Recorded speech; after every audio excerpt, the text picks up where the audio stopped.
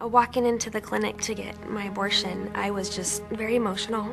In the back of my mind, I was thinking, well, I really don't want to do this, but this is the only option I have. I was told that it was a termination and it was just a blob of cells. I wanted to believe that because I was just so scared. There was a woman in there with us. She was the counselor, and the counseling consisted of, tell us your name, and are you sure you want to do this, or do you think you want to do this? And I just remember crying so hard that I could hardly catch my breath, and I had a pregnant nurse helping me. And she just said to me, "Are you okay?" Well, it was clear that I was not okay.